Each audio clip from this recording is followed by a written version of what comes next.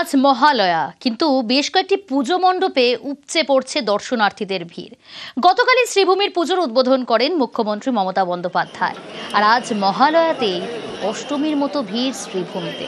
সরাসরি রয়েছে ইরন আমার সঙ্গে, প্রতিনিধি ইরন। যে ভিড় চোখে পড়ছে, সত্যিই দেখে মনে হচ্ছে অষ্টমীর সন্ধে।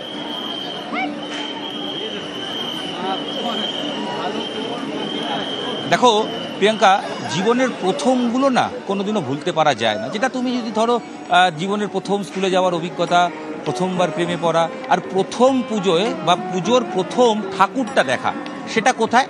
সেটা শ্রীভূমি স্পোর্টিং। কারণ ঠিক মহালয়ার আগেই উদ্বোধন হয় বা ঠাকুর দর্শকদের জন্য ওপেন করে দেওয়া হয় প্যান্ডেল, আর মানুষ যত তাড়াতাড়ি পারেন ভিড় এড়াতে আগে আগে দেখে নেওয়ার চেষ্টা করেন। আর উৎসব তো এখন কার্যত মহালয়া থেকেই শুরু, একটা লম্বা উৎসব।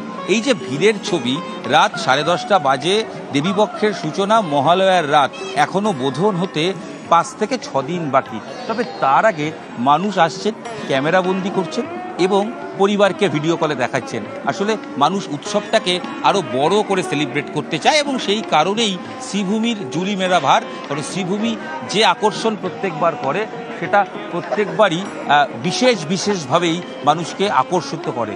এই যে যারা এসছেন, আচ্ছা একটু কথাই বলি।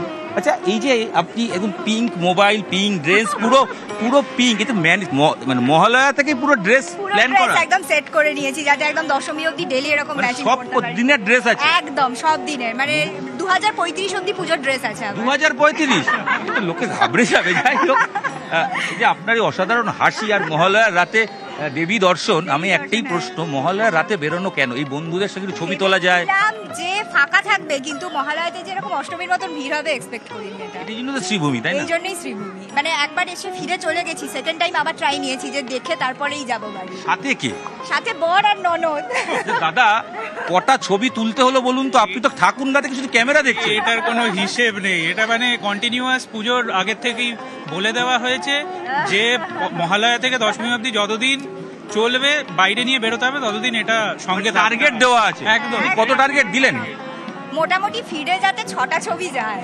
একেবারে ইরন, বোঝাই যাচ্ছে একেবারে জমজমাট শ্রীভূমি। আর অষ্টমীর সন্ধে যেরকম পুজো মণ্ডপগুলিতে ভিড় হয়, ঠিক সেই ভিড়টা মহালয়ার দিন শ্রীভূমি স্পোর্টিং ক্লাবে আমরা দেখাচ্ছি আপনাদের।